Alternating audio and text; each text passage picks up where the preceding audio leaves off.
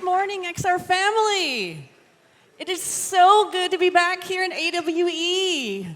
Look at us.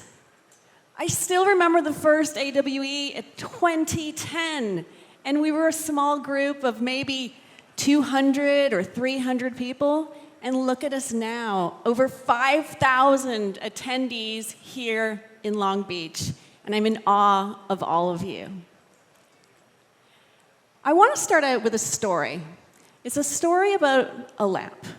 And this might look like an ordinary lamp, but I can assure you that this lamp had superpowers. This is a lamp that I would pack with me in my suitcase back in the early days when I would travel to different conferences like AWE and demo my early prototypes in the early 2000s. And I would pack this lamp and I would pray to the demo gods, and most of the time, it worked. And when it did, it was magic. And those early days of AR, they were highly experimental, they were glitchy, but they were beautiful. And we were just at the dawn of something new. We could feel that a new medium was beginning to take shape. And it's a time I like to call the duct tape era, partly in homage to Bruce Sterling and his fondness for duct tape, and also how Bruce would join us early on in those years and even give the opening address at the first AWE. But then something shifted. At around 2015 to 2017, we saw those seeds that we planted beginning to take root and germinate. We weren't quite mainstream, but the promise was there. In 2015, Snapchat announced lenses. In 2016, Pokemon Go launched, and these two examples were really critical to AR entering the public consciousness. And in a way that the public didn't even know they were using AR. It was just the experience. Then in 2016, we had the first major tech company launch a self-contained device, the Microsoft HoloLens, and that's me, and yes, home is Toronto. Where are my Canadians at? Yes! And then in 2017, we had Apple launch AR Kit, and suddenly AR was on millions of iPhones and iPads. And that same year, Google also launched AR Core, extending AR to the vast Android ecosystem. And so AR went from something that was glitchy and experimental and in the lab to now entering the public consciousness and being on the product roadmap of billion-dollar companies. But still, I have a sense of nostalgia for those early days and that IKEA lamp.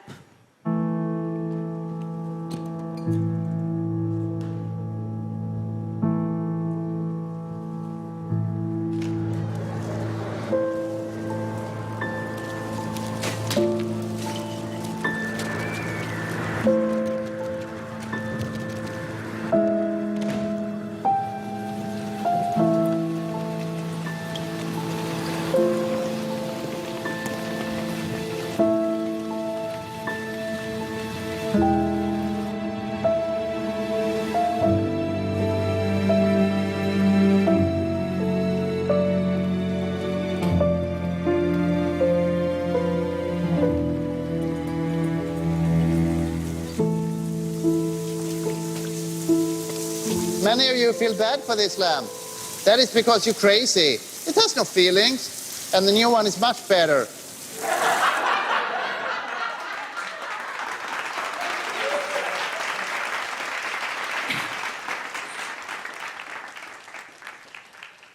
And like the guy at the end says, the new one is much better. The new and improved AR is much better. We are stronger as an industry, and the questions now have shifted and evolved. But I still love that era, and there was a certain magic and wonderment that I hope we continue to maintain. And as my friend Avi Barzev says, once you lose the magic, make sure you go back to the start. And there was a lot of magic in that era. Now, maybe you haven't seen that Spike Jonze IKEA commercial, but I bet you have seen or heard of Spike Jonze's film, Her. And there couldn't be a more significant film to the time we find ourselves in, where we are moving from conversational AI to the promise of physical AI. And more, we are becoming augmented humans. The last time I was here at AWE in 2015, I announced my book, Augmented Human, and with great thanks to all of you, it has become an industry classic, and it's available in 5 languages worldwide. And so I thought, I'm back here at AWE, why break with tradition? So I thought I'd take this chance to launch and announce my new book, Reality Modding. Thank you. And so reality modding is a term I've coined that describes the convergence of frontier technologies like AI and AR and spatial computing and how they're all coming together to actively construct new realities. And so here we are again at the dawn of a new era of personal computing. But this time, there's no duct tape. This time, it's all becoming very real very quickly. And in fact, the future is in apps. It's not even screens. It's reality itself.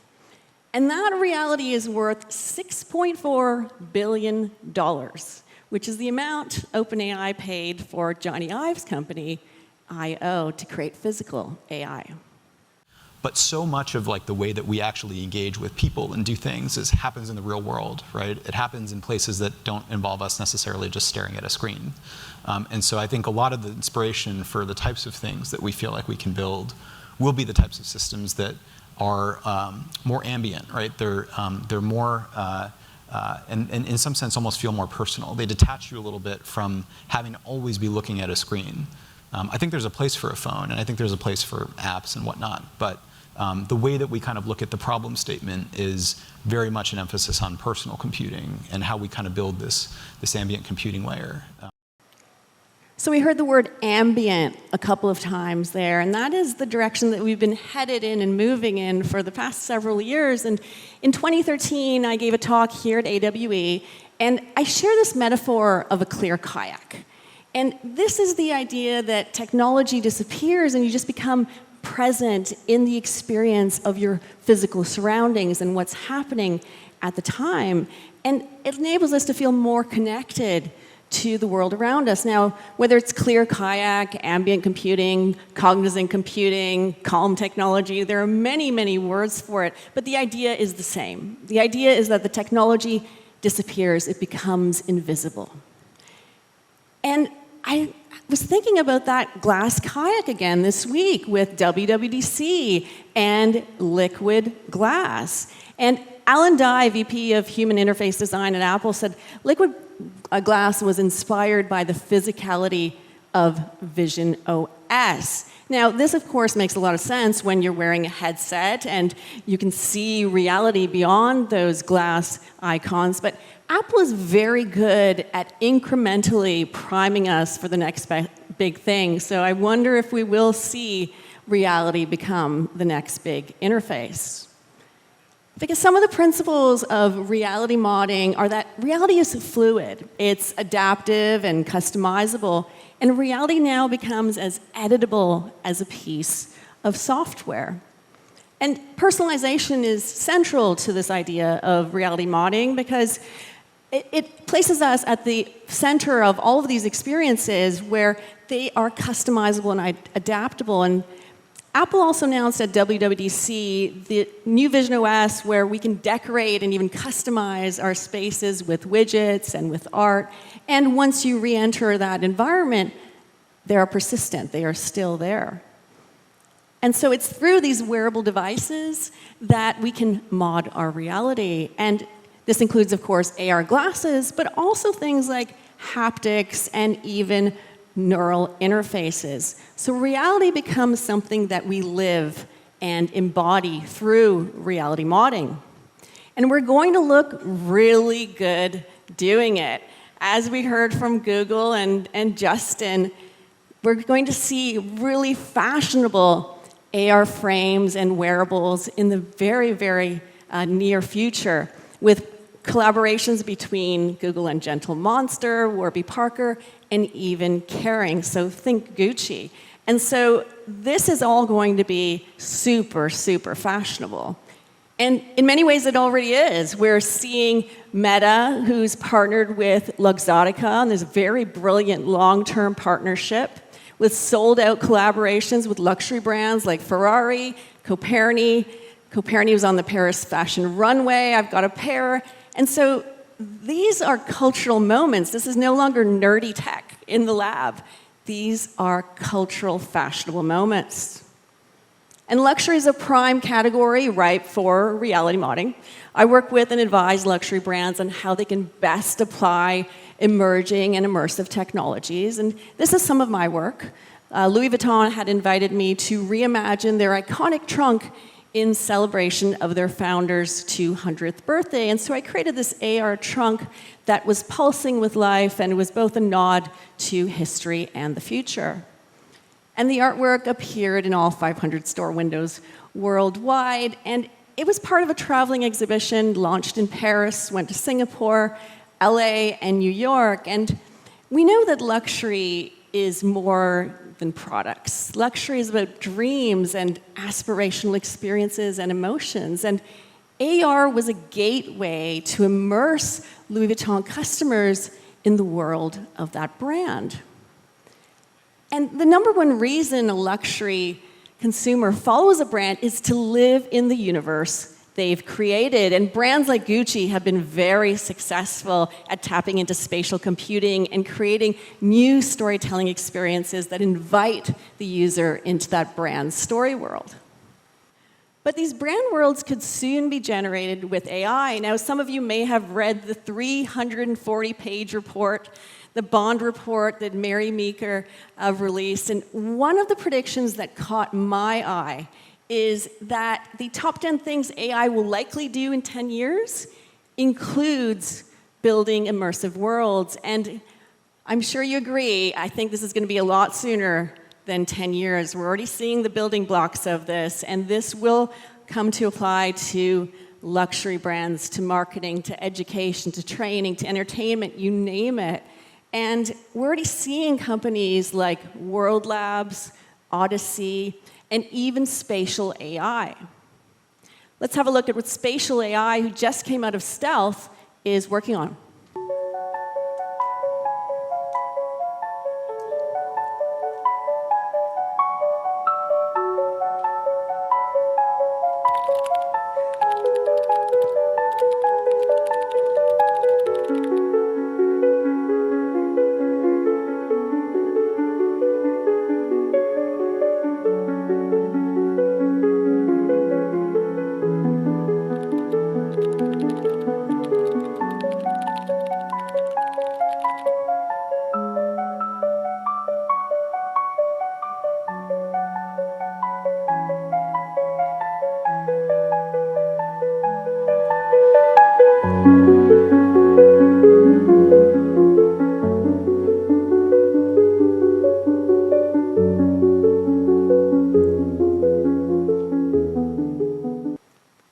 Now, Spatial AI is a London-based startup. They did just come out of Stealth, and they raised a $13 million seed round. And so their technology is designed to generate AI immersive worlds from both text prompts and images. Another company working on this is Odyssey. Now, Odyssey really fascinates me because their approach is slightly different, where they have cameras strapped to human bodies capturing these images. And so this is really fascinating to me. And the founders have a background in self-driving vehicles. And so the aesthetic that has resulted from that human kind of machine is something that is quite ethereal and dreamlike. And you can try this yourself. You can go to the Odyssey website and check it out as well. And both of these examples remind me of a film from 2012 that you might remember called World Builder by Bruce Banner.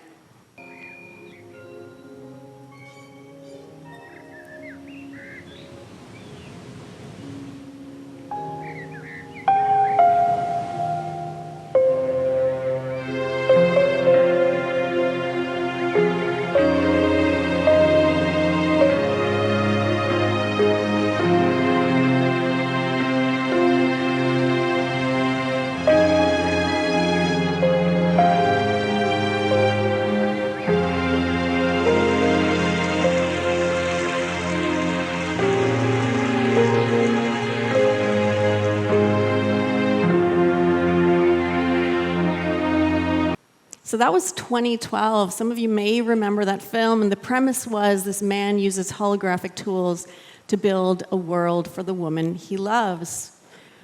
But I can't help but thinking, as we are entering this era of AI and XR overlapping, and something I like to think of as kind of the me era with AI, where we do have all of these personalized environments and experiences that are being built for us.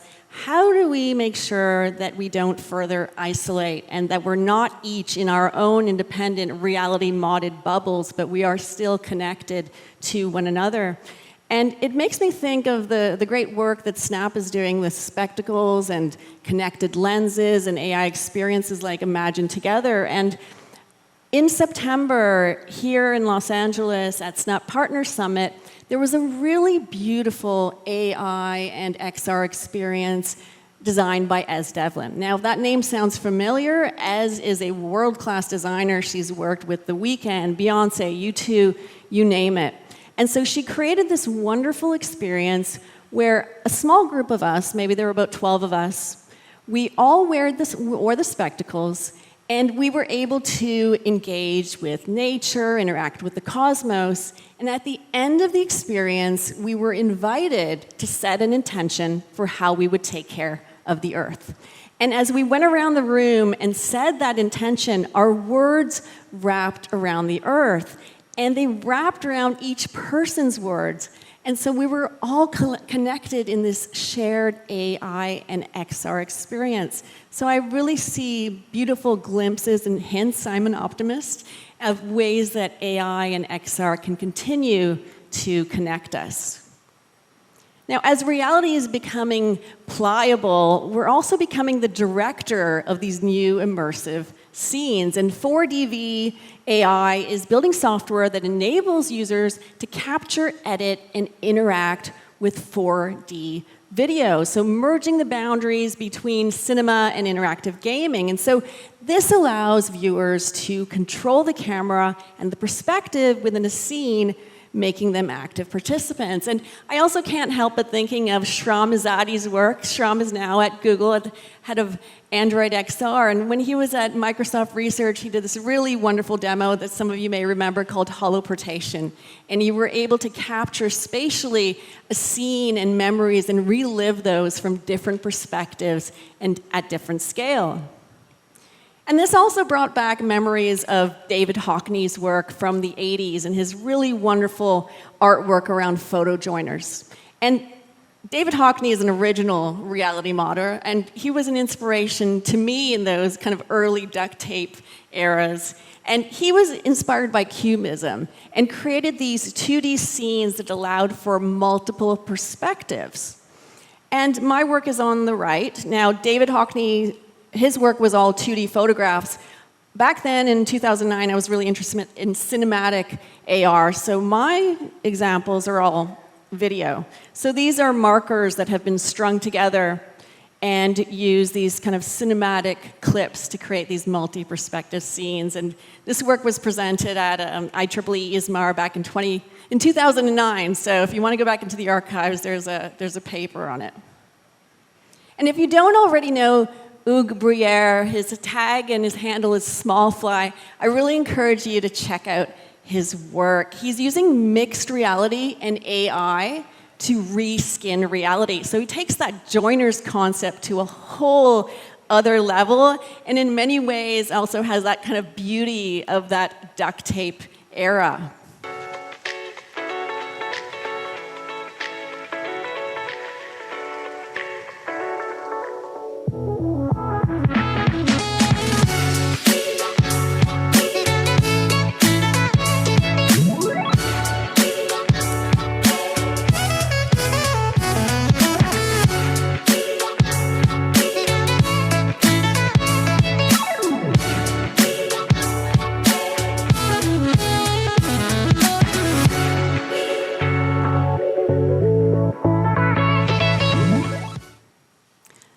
So really amazing work. Make sure to give him a follow. He's Smallfly on Instagram. And so AR and AI will become invisible layers of our daily lives. And gone are the days of us calling ourselves augmented reality designers and augmented reality developers. We are now reality designers and reality developers, and I'm really excited to see what you will build next. I wanted to come back full circle to some of the people whose work over the decades have brought us to this exciting moment. And it's all really happening now. This is the present, as Ori says. And these legends have inspired me so much. And I've been able to stand on these giants' shoulders and even lucky enough to call them friends. And I wanted to particularly shout out and thank Dr. Caitlin Fisher. Caitlin was my PhD supervisor, and back in 2005, she had the foresight to start an augmented reality lab in New York University in Toronto focused on storytelling. And we were in the lab, and we were in the Department of Film and Faculty of Fine Arts, which was unheard of at that time.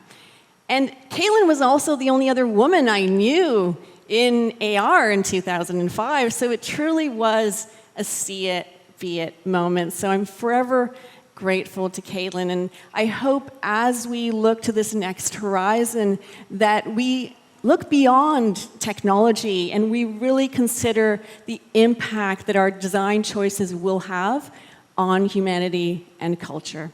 So thank you so much to all of you. It's been wonderful to be back here. Thank you.